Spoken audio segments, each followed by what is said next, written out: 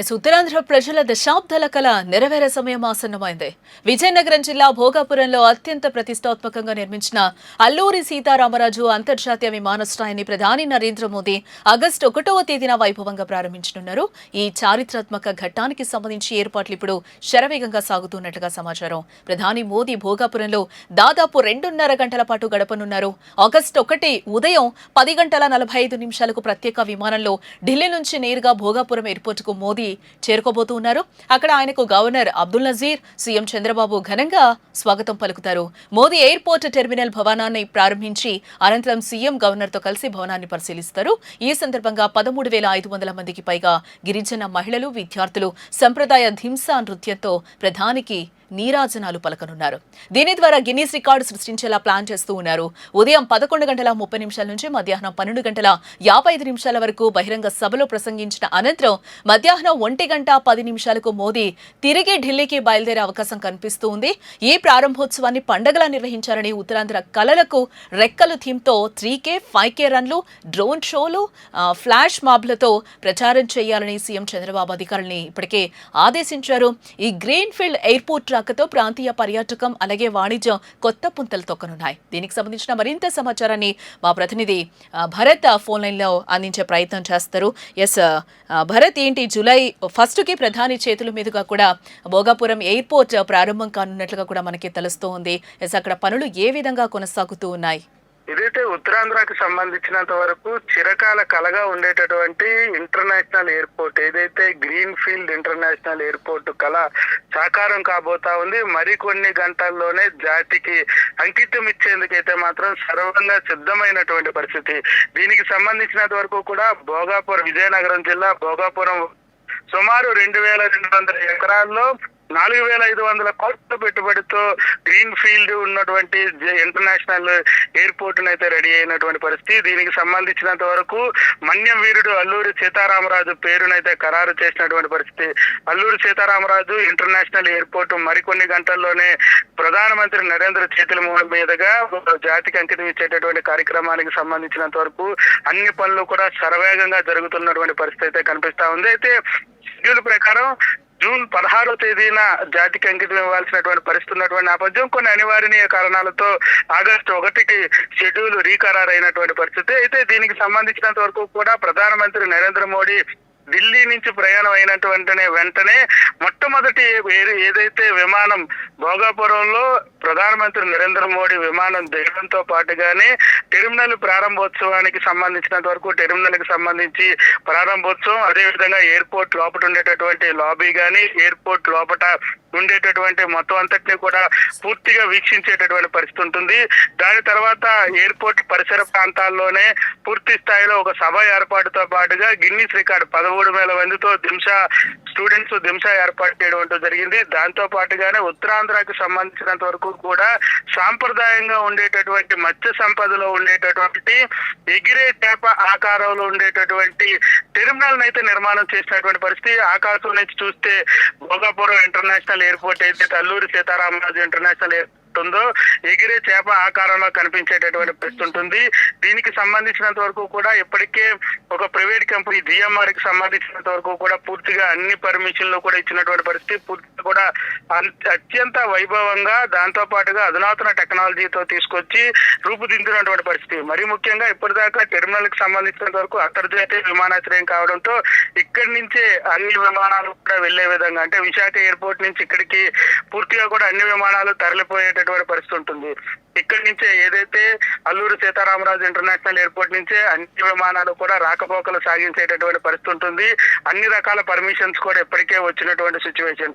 అయితే 1వ తేదీన జాతికి అంకితం ఇచ్చేటటువంటి నేపథ్యంలో ప్రధానమంత్రి పర్యటన నేపథ్యంలో పూర్తిగా పటిష్టమైనటువంటి బందోబస్తు ఏర్పాటు చేసినటువంటి సిచ్యువేషన్ అయితే కనిపిస్తా ఉందని చెప్పొచ్చు. ఇప్పటికే సిఆర్పిఎఫ్, అదేవిధంగా సెంట్రల్ ఇంటెలిజెన్స్, దాంతో పాటుగానే నేషనల్ కమాండర్స్ ఎవరైతే ఉన్నారో వాళ్ళందరూ అంతా కూడా ఇప్పటికే ఎయిర్పోర్ట్ ని వాళ్ళ ఆధీనంలోకి తీసుకున్నటువంటి పరిస్థితి అయితే కనిపిస్తుంది. పూర్తిగా సభాస్థలితో పాటుగా ఎయిర్పోర్ట్ అంతటా కూడాను పెద్ద ఎత్తున సెక్యూరిటీ ఏర్పాటు చేసినటువంటి పరిస్థితి. సుమారు 5,000 మందికి పైగా పోలీస్ సిబ్బంది ఎప్పటి నుంచే పహారా కాస్తున్నటువంటి సిచ్యువేషన్ అయితే కనిపిస్తా ఉందని చెప్పొచ్చు. ప్రధానమంత్రి నరేంద్ర మోడీ ఉత్తరాంధ్ర ప్రజల కలగా ఉండేటటువంటి ఏదైతే అల్లూరి సీతారామరాజు ఇంటర్నేషనల్ ఎయిర్పోర్ట్ ప్రారంభోత్సవ సమయంలో జాతికి అంకితం ఇస్తూ సభకు సంబంధించినంత వరకు సుమారు ఏది ఎయిర్పోర్ట్ లో ప్రధానమంత్రి నరేంద్ర మోడీ సుమారు 2 గంటల పాటు ఈ ఎయిర్పోర్ట్ లో ఉండేటటువంటి నేపథ్యంలో దానికి తగ్గ ఏర్పాట్లంతా కూడా చేసినటువంటి సిచ్యువేషన్. సభాస్థలి కూడా ఇప్పటికే అన్ని పూర్తయిపోయినటువంటి పరిస్థితి. సుమారుగా ఉత్తరాంధ్ర జిల్లాల నుంచి 2 లక్షల మంది ప్రజల్ని తీసుకొచ్చేటటువంటి పరిస్థితికి రాష్ట్ర ప్రభుత్వం అయితే సిద్ధమవుతున్నటువంటి సిచ్యువేషన్. మరీ ముఖ్యంగా భోగాపురం ఎయిర్పోర్ట్ కి 2,200 ఎకరాల భూ కేటాయించినటువంటి రైతులకి ముందు స్థలంలో ఏదైతే ప్రధానమంత్రి సభకి సంబంధించినంత వరకు ప్రధాన వేదిక వద్ద వాళ్ళనే ముందుగా పెట్టేటటువంటి పరిస్థితి ఉంటుంది. దాంతో పాటుగానే స్టూడెంట్స్ దింసా నృత్యం అనేక సాంస్కృతిక కార్యక్రమాలు. ఎందుకంటే ఉత్తరాంధ్రకి సంబంధించినంత వరకు చిరకాల కలగా ఉండేటటువంటి ఇంటర్నేషనల్ ఎయిర్పోర్ట్ రూపుదిద్దుకున్నటువంటి తరుణంలో ఉత్తరాంధ్ర కళలు కూడా బయటికి తీసుకురావాలనే ఉద్దేశంతో రాష్ట్ర ప్రభుత్వం దానికి సంబంధించినంత వరకు కూడా అధికారులకు ఆదేశాలు జారీ అయినటువంటి సిచ్యువేషన్. దింసా, తప్పిడిగుళ్ళు, సాంప్రదాయ నృత్యాలను కూడా ఏర్పాటు చేసినటువంటి పరిస్థితి కనిపిస్తా ఉందని చెప్పొచ్చు. భరత్, అలాగే అఫీషియల్ గా భోగాపురం ఎయిర్పోర్ట్ నుంచి ఎప్పుడు ఫ్లై అయ్యే అవకాశాలు కనిపిస్తున్నాయి విమానాలు? అయితే భోగాపురం ఇంటర్నేషనల్ ఎయిర్పోర్ట్ ఏదైతే ఉందో దీనికి సంబంధించినంత వరకు ప్రధానమంత్రి నరేంద్ర మోడీ 1వ తేదీన జాతికి అంకితం ఇచ్చినప్పటికీ కూడాను ఆగస్టు 16 వరకు కూడా విశాఖ విమానాశ్రయం ద్వారానే డొమెస్టిక్ గానీ ఇంటర్నేషనల్ ఫ్లైట్స్ కూడా అక్కడికే ప్రయాణం అయ్యేటటువంటి పరిస్థితి ఉంటుంది. అక్కడికే మొత్తం సర్వీసులు ఉండేటటువంటి పరిస్థితి. 17వ తేదీ అంటే 16వ తేదీ అర్ధరాత్రి 12 తర్వాత పూర్తిగా విశాఖ ఎయిర్పోర్ట్ ఏదైతే ఉందో 60 సంవత్సరాలు సర్వీస్ అందించినటువంటి ఎయిర్పోర్ట్ ని పూర్తిగా నేవీకి హ్యాండ్ ఓవర్ చేసేటటువంటి పరిస్థితి. 16వ తేదీ అర్ధరాత్రి 12 తర్వాత అంటే 17వ తేదీ 0 hours నుంచి కూడాను అల్లూరి సీతారామరాజు ఇంటర్నేషనల్ ఎయిర్పోర్ట్ వద్దకే మొత్తం విమానాలన్నీ కూడా ఇక్కడి నుంచే సర్వీసులు ప్రారంభమయ్యేటటువంటి సిచ్యువేషన్ అయితే కనిపిస్తుంది. దానికి తగ్గ ఏర్పాట్లు కూడా ఇప్పటికే పూర్తి చేసినటువంటి పరిస్థితి. ప్రధానంగా విశాఖకు సంబంధించినంత వరకు కూడా 45 కిలోమీటర్ల దూరంలో ఉండేటటువంటి ఎయిర్పోర్ట్ కి సంబంధించినంత వరకు కూడా కొంత ఏదైతే వచ్చేటటువంటి ప్రయాణికులు ఉన్నారో ప్రయాణికులకి సంబంధించినంత వరకు కొన్ని రోడ్లు ఏర్పాటు చేసినప్పటికీ కొంతమేర పూర్తవలేనటువంటి నేపథ్యంలో ఈ 16 రోజుల షెడ్యూల్ ఉందంటూ కూడా చెప్తున్నటువంటి పరిస్థితి. 16 రోజుల్లోపు ఏవైతే ప్రధాన రహదారులు ఉన్నారో రహదారుల విస్తరణ, దాంతో పాటుగా ప్రత్యామ్నాయ మార్గాలకు సంబంధించినంత వరకు కూడా పనులన్నీ కూడా త్వరితగతిన పూర్తి చేయడానికి సిద్ధం చేసినటువంటి పరిస్థితి. ఇప్పటికే విశాఖ నుంచి 6 మార్గాల ద్వారా ఏదైతే భోగాపురం ఇంటర్నేషనల్ ఎయిర్పోర్ట్ కు వచ్చే విధంగా కూడాను రూపకల్పన చేసినటువంటి పరిస్థితి. విఎంఆర్డీఏ ఆ దిశగా డిజైన్ చేసినటువంటి సిచ్యువేషన్. ఏదైతే గాజువాక నుంచి ప్రారంభమయ్యేటటువంటి ప్రయాణికులు ఎవరైనా ఉంటే గాజువాక, ఎన్ఏడి, సింహాచలం, అడివరం మీదుగా సొంటియాం వద్ద ఉండేటటువంటి నేషనల్ హైవే వరకు కలిసేటటువంటి సిచ్యువేషన్. అదేవిధంగా కాంప్లెక్స్ నుంచి బయలుదేరితే కాంప్లెక్స్ మీదుగా రోడ్డు విస్తరణ పనులు జరుగుతున్నటువంటి నేపథ్యంలో కాంప్లెక్స్ నుంచి తిన్నగా బీచ్ రోడ్ నుంచి భోగాపురం ఎయిర్పోర్ట్ వచ్చే విధంగా కూడాను ఏదైతే రూట్లు రూపాంతర చేస్తున్నటువంటి పరిస్థితి. ఏదైతే కుదించిపోయినటువంటి రోడ్లన్నీ కూడా విస్తరణ చేస్తున్నటువంటి సిచ్యువేషన్ అయితే కనిపిస్తుంది. అయితే పూర్తిగా విశాఖ నుంచి 45 కిలోమీటర్ల దూరంలో ఉండేటటువంటి ఎయిర్పోర్ట్ కి ఒక్కసారిగా విమానాలన్నీ తరలి వెళ్ళిపోతున్నటువంటి నేపథ్యంలో కొంత విశాఖలో అసంతృప్తి ఉన్నటువంటి నేపథ్యంలో పూర్తిగా కూడా 16 రోజుల పాటు అక్కడ సర్వీసులు ఉన్న తర్వాత 17వ తేదీ ఫస్ట్ ఫ్లైట్ దిగిపోతుందంటూ కూడా అఫీషియల్ అనౌన్స్మెంట్ వచ్చినటువంటి సిచ్యువేషన్ అయితే కనిపిస్తా ఉందని చెప్పొచ్చు. భరత్, అలాగే భోగాపురం ఎయిర్పోర్ట్ ప్రత్యేకత అంటే ఏం చెప్తారు? ఖచ్చితంగా భోగాపురం ఎయిర్పోర్ట్ కు సంబంధించినంత వరకు అత్యంత ఆధునికమైనటువంటి టెక్నాలజీ. ఎందుకంటే ఇప్పుడు ఉండేటటువంటి టెక్నాలజీని అందిపుచ్చుకునే విధంగా ఏఐని తీసుకొచ్చినటువంటి సిచ్యువేషన్ అయితే కనిపిస్తా ఉంది. ఇప్పటి వరకు చెకింగ్ వ్యవస్థ అంతా కూడా మాన్యువల్ గా అన్ని ఎయిర్పోర్ట్ లో జరుగుతున్నటువంటి సిచ్యువేషన్. కానీ దేశంలోనే మొట్టమొదటిసారిగా విశాఖ ఎయిర్పోర్ట్ లోనే ఏదైతే భోగాపురం ఎయిర్పోర్ట్ కు సంబంధించినంత వరకు ఇప్పుడు అంతర్జాతీయ విమానాశ్రయంగా అల్లూరి సీతారామరాజు అంతర్జాతీయ విమానాశ్రయంగా రూపొందుతున్నటువంటి నేపథ్యంలో ఏఐ టెక్నాలజీని తీసుకొచ్చినటువంటి సిచ్యువేషన్. అక్కడ ఎటువంటి మనుషుల్ని పెట్టి చూసేటటువంటి పరిస్థితి ఉండదు. మొత్తం అంతా కూడా ఏఐ ప్రయోగిస్తున్నటువంటి పరిస్థితి. మొత్తం మనుషులు కానీ అదే విధంగా వాళ్ళు తెచ్చేటటువంటి లగేజ్ కూడా పూర్తిగా కూడా ఏఐ స్కానింగ్ చేసేటటువంటి సిచ్యువేషన్ ఉంటుంది. దాంతో పాటుగా 40 బోర్డింగ్ స్టేషన్స్ అంటే ఇప్పటి వరకు కూడా బోర్డింగ్ స్టేషన్ చాలా తక్కువగా ఉండేటటువంటి నేపథ్యం. ఈ నేపథ్యంలో 40 బోర్డింగ్ స్టేషన్స్ ఏర్పాటు చేయడం, దాంతో పాటుగానే కార్గో ప్రధానంగా ఉత్తరాంధ్రకి సంబంధించినంత వరకు కూడా ఎయిర్లైన్స్ కి సంబంధించి కార్గో అనేది అత్యంత పెద్ద క్వశ్చన్ మార్క్ గా ఉండేటటువంటి నేపథ్యం. ఈ నేపథ్యంలో కార్గోని అత్యంత వేగంగా ప్రయాణించే విధంగా కూడా కార్గోకి ఇంటర్నేషనల్ ఎయిర్పోర్ట్ లో ఒక అవకాశం కల్పించినటువంటి నేపథ్యంలో కార్గో కూడా ఇప్పటికీ అన్ని ఏర్పాట్లు కూడా చేసినటువంటి పరిస్థితి. కార్గో విమానాలు కూడా దిగే విధంగా 3800 మీటర్ల విస్తీర్ణం ఉన్నటువంటి అతి విశాలమైనటువంటి రన్వేని ఏర్పాటు చేసినటువంటి సిచ్యువేషన్. కార్గో ఫ్లైట్స్ తో పాటుగా డొమెస్టిక్ ఇంటర్నేషనల్ ఎయిర్పోర్ట్ విమానాలు కూడా దిగే విధంగా కూడా ఏదైతే భోగాపురం ఇంటర్నేషనల్ ఎయిర్పోర్ట్ అత్యంత టెక్నాలజీతో అత్యాధునిక టెక్నాలజీ తీసుకొచ్చినటువంటి సిచ్యువేషన్ అయితే కనిపిస్తుంది. ఏఐ టెక్నాలజీతో పాటుగా లోపల ఉండేటటువంటి అంతా కూడా డిజిటలైజ్డ్, ప్రతి ఒక్కదాన్ని కూడాను వెళ్ళగానే స్కాన్ అయ్యేటటువంటి పరిస్థితి. దాంతో పాటుగా బోర్డింగ్ సంబంధించినంత వరకు వేచి చూడాల్సిన సమయాన్ని తగ్గించే విధంగా 40 బోర్డింగ్ స్టేషన్స్, దాంతో పాటుగా ఇంటర్నేషనల్ ఫ్లైట్స్ కి వెళ్ళేటటువంటి వాళ్ళకి చెకింగ్స్ కానీ ఇమిగ్రేషన్ కి సంబంధించిన ఏర్పాట్లు కానీ పూర్తిగా అన్ని పూర్తి చేసినటువంటి పరిస్థితి. అన్నిటినీ కూడా వస్తువులు ఏర్పాటు చేసినటువంటి ఒక ఇంటర్నేషనల్ ఎయిర్పోర్ట్ గా పేరొందేటటువంటి పరిస్థితి ఉంటుంది. అంతా కూడా ఏఐ టెక్నాలజీ తీసుకొచ్చినటువంటి పరిస్థితి.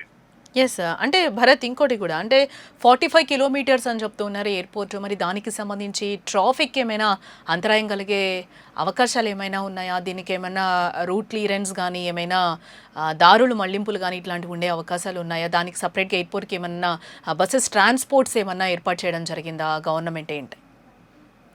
అయితే ప్రస్తుతానికి విశాఖలో 60 సంవత్సరాల పాటు సుదీర్ఘంగా ప్రజలకి సేవ అందించేటటువంటి విశాఖ ఎయిర్పోర్ట్ ఒక్కసారిగా తరలిపోతుందని తెలియడంతో విశాఖలో ఉండేటటువంటి ప్రజలందరూ కూడా అసంతృప్తిలో ఉండేటటువంటి నేపథ్యం. మరీ ముఖ్యంగా విశాఖ నుంచి భోగాపురం రావాలనుకుంటే, ఏదైతే ఇప్పుడు వచ్చేటటువంటి అల్లూరి సీతారామరాజు ఇంటర్నేషనల్ ఎయిర్పోర్ట్ కి రావాలంటే సుమారు 2 గంటల సమయం పట్టేటటువంటి ఆస్కారం ఉంటుంది. ఎందుకంటే 45 కిలోమీటర్ల దూరం అనేది చాలా చిన్న మాట అయినప్పటికీ కూడా సిటీ ట్రాఫిక్, హెవీ ట్రాఫిక్ ఉన్నటువంటి నేపథ్యం. సిటీ సెంటర్ లో ఉండేటటువంటి ఎయిర్పోర్ట్ ని తీసుకొచ్చి ఏదైతే పక్కన పెట్టినటువంటి నేపథ్యంలో పూర్తిగా కూడా విశాఖ జిల్లా కాకుండా విజయనగరం జిల్లాకు వచ్చినటువంటి పరిస్థితి. విశాఖ జిల్లాలో ఉండేటటువంటి ఎయిర్పోర్ట్ ని విజయనగరం జిల్లాకి తరలించారంటూ కూడా కొంత అసంతృప్తి ఉండేటటువంటి పరిస్థితి. దానికి సంబంధించినంత వరకు కూడా ఆర్టీసీ ప్రత్యామ్నాయ మార్గాల్లో ఏదైతే డిపోలు పెట్టినటువంటి పరిస్థితి. మరీ ముఖ్యంగా సింహాచలం నుంచి సింహపురి కాలనీలో ఎలక్ట్రిక్ డిపోని ఏర్పాటు చేయడం, గాజువాక కురమనపాలెంలో ఎలక్ట్రిక్ డిపో ఏర్పాటు చేయడంతో పాటుగా సిటీ నుంచి కొన్ని ఎయిర్పోర్ట్ కి నేరుగా ఎయిర్పోర్ట్ కి వెళ్లే విధంగా బస్ సర్వీసులు పెట్టినటువంటి పరిస్థితి. దాంతో పాటు సిటీ అవుట్ కట్స్ నుంచి కూడా ఎయిర్పోర్ట్ కి వెళ్లే విధంగా కూడా ఆర్టీసీ బస్సులను ఏర్పాటు చేస్తున్నటువంటి సిచ్యువేషన్ కనిపిస్తుంది. కానీ సిటీలో ఉండేటటువంటి ప్రధానమైనటువంటి సమస్య ట్రాఫిక్, హెవీ ట్రాఫిక్ ఉండేటటువంటి పరిస్థితుల్లో ఆ ట్రాఫిక్ ను దాటుకుంటూ రావాలనుకుంటేనే పెద్ద గగనంగా తయారైనటువంటి పరిస్థితి. మేజర్ గా చెప్పాలనుకుంటే స్థానిక ఎమ్మెల్యేలు కూడా దీనిపైన పెదవి విప్పలేనటువంటి సిచ్యువేషన్. విశాఖ ఎయిర్పోర్ట్ ని డొమెస్టిక్ ఎయిర్పోర్ట్ గా అయినా కొనసాగిస్తే బాగుంటుందంటూ కూడాను స్థానికంగా ఉండేటటువంటి ప్రజాప్రతినిధులే ప్రస్తావించే పరిస్థితుల్లో ట్రాఫిక్ ఎంత పెరిగిందో విశాఖలో ఇట్టే అర్థం చేసుకోవాల్సిన పరిస్థితి ఉంటుంది. కొంతమంది ఏదైతే కూటమి నేతలు కూడా చెప్తున్నటువంటి సిచ్యువేషన్, విశాఖ నుంచి భోగాపురం వెళ్లే ఆ విమానాశ్రయంకి వెళ్ళి విమానం ఎక్కి మేము విజయవాడ వెళ్లేలోపు ఇక్కడ వందే భారత్ ఎక్కి విజయవాడ వెళ్ళిపోయే పరిస్థితి ఉంటుందంటూ కూడాను కొసమెరుపులు చెప్తున్నటువంటి సిచ్యువేషన్ కూడా చూసాం. దీన్ని ఏ విధంగా అధిగమిస్తారు అనే దానిపై కొంత క్లారిటీ లేనటువంటి సిచ్యువేషన్. ఎందుకంటే విశాఖ నుంచి ప్రధానంగా కూడాను రహదారులు ఏర్పాటు చేయడంలో రాష్ట్ర ప్రభుత్వం పూర్తిగా వైఫల్యం చెందిందని చెప్పాలి, చాలా లేట్ చేస్తుందని చెప్పాల్సినటువంటి పరిస్థితి. ఏదైతే విఎంఆర్డిఏ ఉన్నటువంటి రూపకల్పన చేసినటువంటి 6 లైన్లో ఒక లైన్ కూడా ఎప్పటికీ కూడా పూర్తిగా కంప్లీట్ అవ్వలేనటువంటి పరిస్థితి. మరీ ముఖ్యంగా అంతర్జాతీయ విమానాశ్రయానికి రావాలనుకుంటే ప్రత్యామ్నాయ మార్గాలు లేనటువంటి నేపథ్యంలో ఆ సిటీ ట్రాఫిక్ లోనే ఎదుర్కొంటూ రావాల్సినటువంటి సిచ్యువేషన్ ఉన్నటువంటి పరిస్థితి. దీన్ని రాష్ట్ర ప్రభుత్వం ఎలా చెక్ పెడుతుంది, దానికి సంబంధించినంత వరకు ప్రత్యామ్నాయ మార్గాల వైపు దృష్టి సారించి వాటి పనులన్నీ త్వరితగతిన పూర్తి చేసే విధంగా కూడా అధికారులకి సూచనలు సలహాలు జారీ చేసేటటువంటి పరిస్థితి ఉంటుందా, అసలు ఏం జరగబోతుందో అనే దానిపై చూడాల్సినటువంటి సిచ్యువేషన్ కనిపిస్తా ఉందని చెప్పొచ్చు. Right, thanks for the update Bharat.